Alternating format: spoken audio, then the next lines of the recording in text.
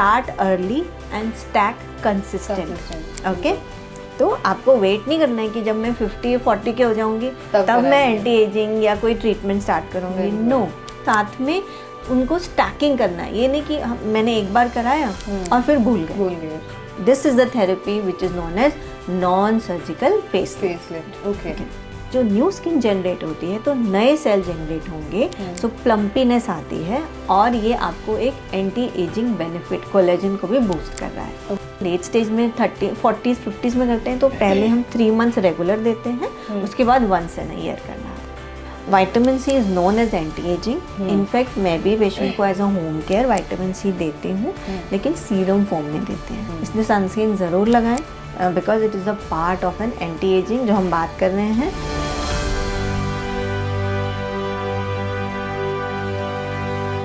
नमस्कार, आप सभी का बेहद स्वागत है नेशनल खबर के खास प्रोग्राम में। आजकल का समय इतना तेज भाग रहा है कि बच्चे जो अभी 17 से 18 वर्ष के उम्र के हैं, उनकी स्किन अभी से ही बहुत बड़ी, अपने समय से बड़ी दिखना शुरू हो गई है।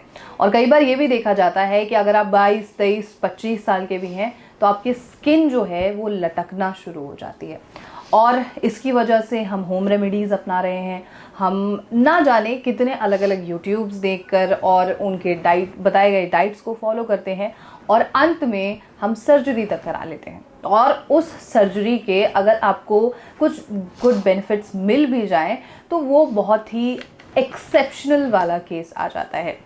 लेकिन अब मेडिकल साइंस ने इतनी तरक्की कर ली है कि आपको इंजेक्शंस और बेहद ज़्यादा पेन झेलने की ज़रूरत नहीं पड़ सकती है। या ऐसा भी हो सकता है कि आपको थोड़ा बहुत पेन हो भी, लेकिन जो आप अंडर द नाइफ जाते हैं वो जाने की ज़रूरत नहीं पड़ेगी।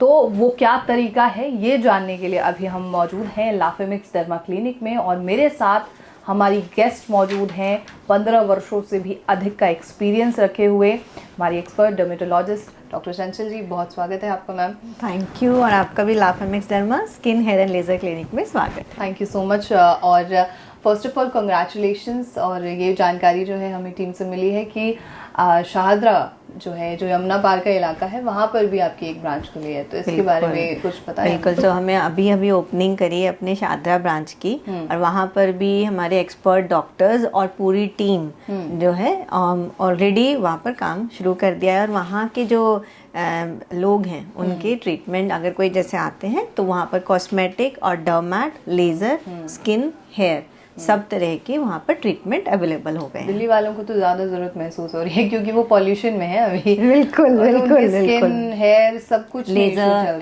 यस, बिल्कुल तो आपको वहाँ पर पूरा ट्रीटमेंट, अगर आपका स्किन रिलेटेड कोई प्रॉब्लम है, हेयर रिलेटेड, या आप कुछ लेज़र कराना चाहते हैं तो आप वहाँ जा सकते हैं शाहदरा ब्रांच में। वहाँ पर डॉक्टर्स हैं और सारी टीम भी अवेलेबल है। बिल्कुल बिल्कुल, कंग्रेचुलेशंस वंस अगेन। एंड सवाल पे अब हम डायरेक्ट आ जाते हैं कि हम देखते हैं कि स्किन जब हमारी लटक रही होती है यंग एज में तो बहुत टेंशन वाली बात होती है कि अभी से हम बुजुर्ग दिखना शुरू हो जाएं। और उसके बाद मैरिज में भी इशू आ सकता है अगर जिनकी मैरिज नहीं हो रही है, और बाकी जॉब्स में भी इश्यूज आ जाते हैं कि स्किन, मतलब हमें 25 की लड़की चाहिए और वो अभी से ही 30 या 30 प्लस दिखे, तो बहुत सारे इश्यूज आते हैं। तो ऐसे में क्या कोई ऐसा तरीका है कि बिना सर्जरी कराए हुए स्किन टाइटनिंग का कोई प्रोसेस हो सकता हो? बिल्कुल, देखिए आजकल जो स्किन टाइटनिंग है वो सिर्फ एक 50 या 60 में नहीं रह गई है जी, ठीक है ना, क्योंकि लाइफस्टाइल जैसे आपने बताया इस तरह का है कि 20s में अब वर्किंग है। बिल्कुल सही, ठीक है। लुक एक इम्पॉर्टेंट फैक्टर है, बिल्कुल फाइन। साथ में आप कई बार पढ़ाई भी कर रहे हो, वर्क भी कर रहे हो, स्ट्रेस है, एक्सपोजर है, बिल्कुल बाहर का सन एक्सपोजर है, पोल्यूशन है, तो देखा जाता है कि एनवायरमेंटल फैक्टर और स्ट्रेस और जेनेटिक कई बार अर्ली एजिंग साइंस दिखाते हैं। यही नहीं, साथ साथ में अब लेट मैरिजेस भी हैं। हाँ, समय मतलब ठीक है ना, बिकॉज अब क्या है कि आप initially you are busy with your career, right. जब इस तरह के हैं तो they is very much popular these days जिसको बोलते हैं minimal invasive non surgical facelift. Okay, minimal मतलब लेस नॉन इन्वेजिव, मतलब कोई जैसे आपने बोला बिना नाइफ के, नो कट नथिंग, बट आपको क्या मिल रहा है, face lift, so without surgery. And आजकल यंग जनरेशन इसके लिए काफ़ी देखती है, समझती है और अपने आप को एजुकेट करना भी चाह रही है। बिल्कुल, ठीक है। सो इसी तकनीक को जो इतना पॉपुलर है आजकल, काफ़ी ट्रेंड है कि नॉन सर्जिकल फेस लिफ्ट कैसे हो सकता है, क्योंकि इस एज में कोई भी सर्जरी नहीं कराना चाहता। बिल्कुल सही, छोटी उम्र है, 20, 22, 18 नहीं कराना चाहेगा कोई भी। बिल्कुल। इसके बारे में मैं थोड़ा सा डिटेल जानना चाहूंगी, कैसे क्या होता है। देखिए, एजिंग अगर होती है तो मोटा मोटा हम उसको 4 चीज में डिवाइड करेंगे। एक तो ग्रेविटी पुल होता है, ओके। दूसरा, एज के साथ वॉल्यूम लॉस हो जाता है हमारे फेस पे, ठीक है, वो नॉर्मल एजिंग प्रोसेस है। थर्ड, जैसे मैंने बोला, सन डैमेज या एनवायरमेंटल डैमेज, ओके, सो ये रहता है। फोर्थ होते हैं जो हमारे रिंकल्स, जब हम एक्सप्रेशंस लाइंस देते हैं, हम गुस्सा आ रहा है, हम हंस रहे हैं, हम रो रहे हैं, हम खुश हैं, तो हमारे एक्सप्रेशंस लाइन होते हैं, डायनामिक रिंकल्स बोलते हैं। तो इस तरह हम एजिंग को डिवाइड करते हैं। सबसे पहले जो अर्ली एज होती है उसमें डायनामिक लाइंस को हम केटर करते हैं, प्लस एनवायरमेंटल फैक्टर्स, जिसमें आपको फ्रेकल्स, सन स्पॉट्स वगैरह बन जाते हैं, या फिर आपको टैनिंग बहुत ज़्यादा हो रही है या पिगमेंटेशन डेवलप होने लगता है। साथ साथ में यही नहीं, आपको लग रहा है कि आपकी हल्की सी स्किन टेक्सचर भी ढीली सी हो गई है, यू नो, नॉट कितना भी कुछ कर लो नहीं हो पा रही। और आजकल ना वेट लॉस अगर आपने बहुत ज़्यादा कर लिया, तब कई और बार वॉल्यूम लॉस वहाँ अर्ली एज में भी हो सकता है, आपको जो है सैगिंग नज़र आ सकती है। सो इन सबको इम्प्रूव करने के लिए देर आर डिफरेंट टेक्नोलॉजी, जिसमें आपके अल्टीमेटली सब टेक्नोलॉजी का एक ही पर्पस रहेगा कि आपके कोलेजन को बूस्ट करना है। हम सब जानते हैं आजकल कि कोलेजन बूस्ट होगा तो हमारे स्किन में क्या आएगा, फर्मनेस आएगी। हमें अगर हम हाइलुरोनिक एसिड जो है उसको, हाइड्रेशन को इम्प्रूव करेंगे अपने, तो प्लम्पनेस, ग्लो आता है, ठीक है। सो देर आर मेनी ट्रीटमेंट्स, जैसे कि केमिकल पील्स, ओके, या फिर आप बोले माइक्रो निडलिंग, सो डर्मा रोलर भी बोलते हैं, radio frequency and latest ultrasound, इसको हाई फोकस्ड अल्ट्रासाउंड थेरेपी भी बोलते हैं। सो अगर हम इन सारी चीज़ों को इंक्लूड करते हैं अपने ट्रीटमेंट में, तो आपका स्किन टेक्सचर इम्प्रूव होगा और कोलेजन बूस्टअप होता है ग्रेजुअली, ओके। एक की वर्ड है, start early and stack consistent, okay. तो आपको वेट नहीं करना है कि जब मैं 50 या 40 के हो जाऊंगी तब मैं एंटी एजिंग या कोई ट्रीटमेंट स्टार्ट करूंगी। नो, स्टार्ट अर्ली, ओके, जो मैंने थेरेपी बताई मैंने कहा, और साथ में उनको स्टैकिंग करना है। ये नहीं कि मैंने एक बार कराया और फिर भूल गए, right. Stacking, you have to be consistent, regular. अगर आप इन 2 चीज़ों का ध्यान रखेंगे तो आप this is the therapy which is known as non surgical face lift, okay. तो इसके क्या बेनिफिट्स होंगे? जैसे कि सर्जिकल का तो ये है कि नजर आ रहा है, तुरंत किया और 1-1.5 हफ्ते में नजर आ गया। इसका क्या बेनिफिट है और इसके रिजल्ट्स कब दिखने शुरू हो जाएंगे? आपने बहुत सही बोला, सर्जरी करी तो तुरंत रिजल्ट दिखेगा, ठीक है ना, क्योंकि मेनली सर्जरी में हम ग्रेविटी पुल के अगेंस्ट स्किन को टाइट कर रहे हैं, राइट। अब जब मुझे नॉन सर्जिकल फेस लिफ्ट करना है तो according to patient, first benefit, जैसे अगर मैंने पेशेंट को स्किन देखा, मैंने उनको बोला कि आपको पील करनी है, तो पील से हमें क्या फ़ायदा हो रहा है, एक तो हमारा ऊपर का डेड स्किन निकल रहा है, साथ में न्यू स्किन को जनरेट कर रहा है अंदर से। जो न्यू स्किन जनरेट होती है तो नए सेल जनरेट होंगे, सो प्लम्पीनेस आती है, और ये आपको एक एंटी एजिंग बेनिफिट, कोलेजन को भी बूस्ट कर रहा है। फर्स्ट स्टेप इज वो सिंपल स्टेप है, पील्स, केमिकल पील, बहुत तरह की पील्स आती हैं, एक्ने के लिए भी आते हैं, एजिंग फैक्टर और पिगमेंटेशन के। हर एक पील आपके एजिंग को कम करता है, कोलेजन को बूस्ट करता है। तो ये सिंपल स्टेप हो गया, अर्ली स्टेज में आप इसको ऑप्ट कर सकते हैं, ओके। नेक्स्ट डे आपको रेगुलर सनस्क्रीन जरूर लगाना है, ये ध्यान रखना है। तो फर्स्ट बेनिफिट हो गया हमारा केमिकल पील, डेड स्किन निकल रही है, डेड स्किन ही नहीं निकल रही, साथ साथ में न्यू स्किन जनरेट भी हो रही है इन अ बेटर फॉर्म। तो जब न्यू स्किन बेटर फॉर्म में होगा ये एंटी एजिंग होगा। Second, micro needling channels, okay, जिसको हम डर्मा रोलर भी बोलते हैं। इसमें हम क्या करते हैं, आपके स्किन में कुछ ट्रॉमा देते हैं, माइक्रो ट्रॉमा, ओके, उससे जब ट्रॉमा होता है तो न्यू स्किन जनरेट फॉर्म होएगी। ये भी एक एंटी एजिंग मेथड है। साथ साथ में कभी हम इसमें कंबाइन करते हैं अपने सीरम्स भी, जो एंटी एजिंग सीरम्स बोले जाते हैं। सो अल्टीमेटली हम अगेन क्या कर रहे हैं, यहाँ पर कोलेजन को बूस्ट कर रहे हैं और स्किन को फॉर्म कर रहे हैं। सो ये भी आप अर्ली स्टेज में कर सकते हैं, ओके। थर्ड जो वेरी कॉमन है, अगर मैं थोड़ा सा deeper, there is a laser resurfacing, okay. Laser में रीसरफेसिंग में दो तरह के लेजर्स होते हैं। एक होता है जिसमें हम अपर स्किन निकालते हैं, जैसे केमिकल पील में उसको एब्लेटिव लेजर्स बोलते हैं। हाँ, उसमें थोड़ा सा डाउन टाइम होता है, मतलब 4-5 दिन स्किन ऐसे निकलती है थोड़ी सी, तो उसमें भी काफ़ी अच्छी टाइटनिंग, जो फाइन लाइंस रिंकल्स होते हैं उसके लिए बहुत अच्छा माना जाता है। और एक होता है जिसमें पेशेंट नहीं चाहता कि उनकी स्किन निकले, बट हम उनको एक लेज़र देते हैं डीप लेवल तक, डर्मिस तक, और वहाँ पर स्किन जो है न्यू जनरेट होना स्टार्ट हो जाती है। वो नॉन एब्लेटिव लेजर्स होते हैं। ये भी एंटी एजिंग है, नॉन सर्जिकल फेस लिफ्ट हो रहा है, देखिए वेरी सब्टल इफेक्ट दे रहे हैं। Third, radio frequency. Fourth, radio frequency, इसमें हम हीट जनरेट करते हैं एट द डर्मिस लेवल और उसके नीचे तक, इन फैट लेवल तक भी करते हैं, और उससे आपके न्यू कोलाजन बूस्टअप होता है। ये हम नेक पे भी कर सकते हैं, जाउल्स पे भी कर सकते हैं, tightening right from your neck, okay. और जैसे डबल चिन है तो वो सब डेफिनेटली उस पे भी कर सकते हैं। अराउंड आईज हम कर सकते हैं, जैसे आईज में सबसे पहले आप देखेंगे फाइन रिंकल्स शुरू हो जाते हैं, तो radio frequency is again a very good therapy, जो उससे आपको ओवरऑल स्किन टाइटनिंग मिलती है। Fourth, ultrasound. फिफ्थ हो गया अल्ट्रासाउंड। इसमें हाई इंटेंसिटी फोकस्ड अल्ट्रासाउंड होता है, जिसमें जैसे आपने डबल चिन की बात की, वहाँ पर भी करते हैं।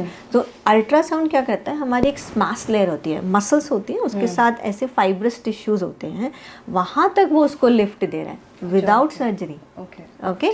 और अगर आप इसको रेगुलर करा रहे हैं तो आपको ओवरऑल फेस लिफ्ट बहुत अच्छा मिलता है। देखिए कितनी सारी मैं टेक्निक्स में कितना रेगुलर हो सकता है। हाँ, दिस इज इम्पॉर्टेंट। देखिए अगर पील्स आप ऑप्ट कर रहे हैं तो एटलीस्ट 3 महीने में एक पील मैं करती हूँ, ओके, फॉर टाइटनिंग के लिए मैं बता रही हूँ। अगर हम ऑप्ट करें माइक्रो निडलिंग, वो भी 2 से 3 महीने में एक बार, okay. RF once in a month करना होता है, क्योंकि हम उसमें सुपरफिशियल हीट दे रहे हैं। हाँ, अगर आप थर्माज की बात करें तो वंस इन अ ईयर होता है, ठीक है ना, वो हाई एंड रेडियो फ्रिक्वेंसी होता है। अल्ट्रासाउंड अगर आप हाइफो अगर आप अर्ली स्टेज में तो वंस इन ईयर ही करना है, लेकिन अगर लेट स्टेज में 30, 40s, 50s में करते हैं तो पहले हम 3 मंथ्स रेगुलर देते हैं, उसके बाद वंस इन ईयर करना है, ज़्यादा नहीं करना है साल में। दैट इज व्हाट, कि आपको ये नहीं कि आपने इस साल कराया फिर उसको भूल गए, ऐसे नहीं। अगर आप स्टैकिंग करेंगे सो ओवरऑल आपका कोलेजन बूस्टअप होता है। सो वी से it's an skin tightening is an umbrella. Right. क्या क्या हो रहा है उसमें, कोलेजन बूस्टअप हो रहा है, स्किन फर्म हो रही है, ओवरऑल आपका स्किन टेक्सचर भी इम्प्रूव हो रहा है और पिगमेंटेशन फेड हो रहा है। राइट। सो देखिए कितने सारे बेनिफिट्स हो गए। ठीक है, जैसे इसके बारे में हमने जाना कि 3 मंथ्स में, 2 मंथ्स में, 1 ईयर में एक बार कराना है, राइट। अगर जैसे कोई सर्जरी के लिए जा रहा होता है तो उसके बारे में भी हमें कुछ जानकारी आप दे सकते हैं कि सर्जरी अगर कोई करा रहा है, राइट, तो उसे कितनी बार कराना पड़ेगा? देखिए अगर सर्जिकल फेसलिफ्ट आप ऑप्ट करते हैं, पहली बात यंग एज में इट्स नॉट नहीं होती है। जब सैगिंग अच्छे से दिखेगी तभी आपकी वो सर्जरी होगी, and surgery that's a surgeon call कि वो नेक कर रहे हैं, प्रॉपर फेसलिफ्ट दे रहे हैं, फिर वो एक निक कहाँ से देते हैं, ठीक है ना, उसका डाउन टाइम है, क्या रेस्ट है, कितना रेस्ट है, सो वो सब है, कुछ क्या रहेंगी, स्वेलिंग्स क्या रहेंगी। So this is done by a plastic surgeon, so they are the best जज टू टेल यू कि अगर वो आप सर्जिकल फेसलिफ्ट ऑफ करते हैं, it definitely going to last long, obviously it's not, क्योंकि वो एक बार जो लिफ्ट देंगे that will last longer. Yes, that's a procedure that जो आप proper, you can not opt in younger age.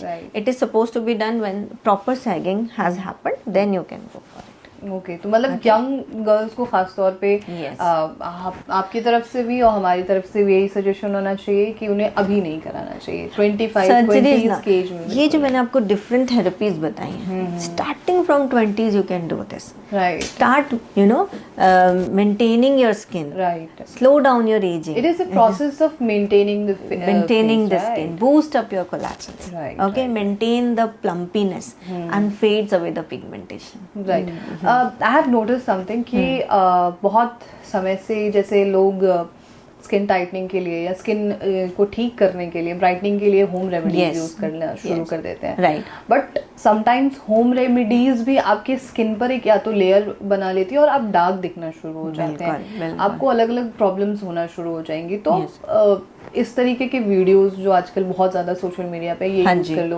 हाँ ऑरेंज जी। पील यूज कर लो, बिल्कुल। उसका रस निकाल के यूज करो, बिल्कुल बिल्कुल। लेमन यूज कर लो, कर्ड यूज कर लो। ओह माय गॉड, बिल्कुल। मैंने भी बहुत कुछ देखा हुआ है और उसके मैंने साइड इफेक्ट्स या गुड बेनिफिट्स मैंने कुछ भी नहीं देखे, बट वो ऐसे जा रही, कोई बात नहीं।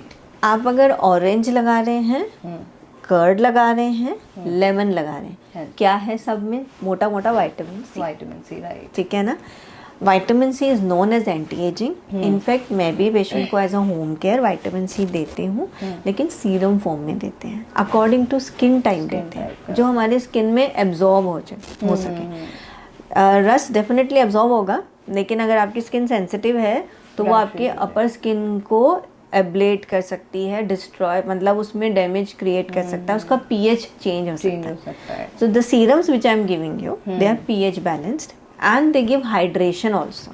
ओके, तो अगर आपको लगाना ही है सो आप definitely vitamin C serum morning में लगाएं। और रेटिनॉल, ये बहुत कॉमन क्वेश्चन है कि हमें रेटिनॉल कब से स्टार्ट करना चाहिए यंग एज में, क्योंकि retinol known as an anti aging component in a serum. तो अब जो रेटिनॉल है वो 0.25 से लेके 0.5, 1%, 2% तक आ गया है मार्केट में। Okay, so at a very young age normally मैं पेप्टाइड स्टार्ट करती हूँ पेशेंट्स को instead of retinol. Okay, and then gradually above 30 I'll start them with 0.5. I maintain to 1% and then gradually goes up to 2%. Okay. So retinol is also an anti-aging to be applied at home. Okay. As a serum. मतलब starting से use कर starting से आप use कर सकते हैं above 30. Below that I usually give peptides. Okay. So that also. So अगर home remedies की बात करें, so I prefer to apply serums and go for these treatments. Right. Okay. इस तरीके के Yes. And these are known as non-surgical facelift. Right. If you start early, you can maintain your skin till later. Right. Okay, and you can avoid the surgical facelifts.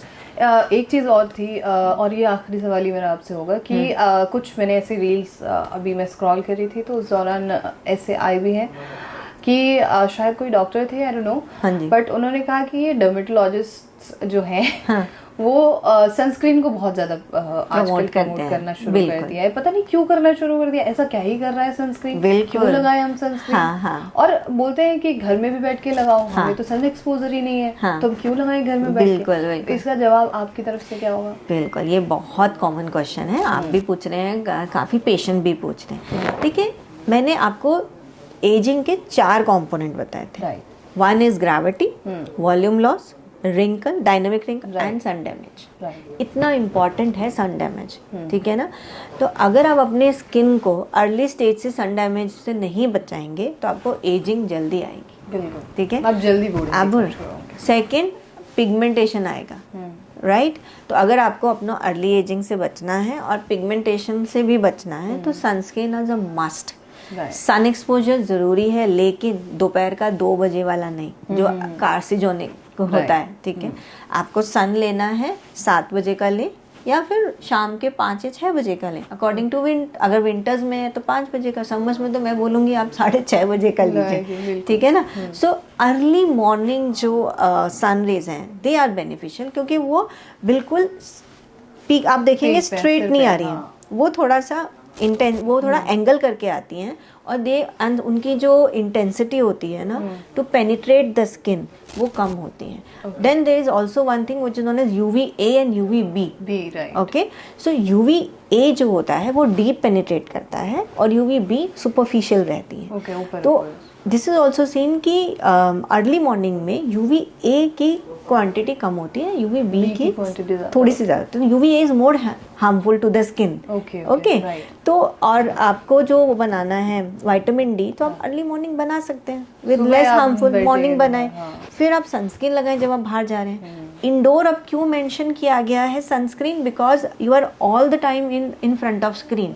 आप laptop पे हैं, आप phone पे हैं, या फिर घर बच्चों को तो ऑब्वियसली हम नहीं बोलते हैं, बट आप या तो टीवी देख रहे हैं अगर हाउस वाइफ हैं, तो आपका सन एक्सपोजर है, प्लस आपको पिगमेंटेशन भी हो रहा है। सो अगर आपको जो विजिबल लाइट्स हैं, क्योंकि स्टडीज बोल रही हैं visible lights, blue lights affect your skin, so then you have to apply a sunscreen.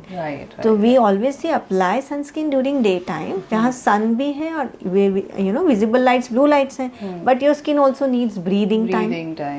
So we give a evening time जब only light is only available, but at least sunlight नहीं। So this is the benefit of sunscreen. इसलिए sunscreen ज़रूर लगाएं, because it is a part of N anti ageing जो हम बात कर रहे हैं। आई शुड से अगर आप नॉन सर्जिकल फेस लिफ्ट ले रहे हैं तो आप सनस्क्रीन डे में डेफिनेटली लगाएं। बिल्कुल, thank you so much doctor. Thank you so much ma'am. तो दिस वाज ऑल अबाउट कि आप किस तरीके से बिना अंडर द नाइफ गए हुए अपने स्किन को टाइट कर सकते हैं और अपनी उम्र से यंग दिख सकते हैं। बहरहाल आपके मन में कोई सवाल हो आप पूछिए, और ऐसी तमाम खबरों के लिए आप नेशनल खबर के साथ बने रहिए।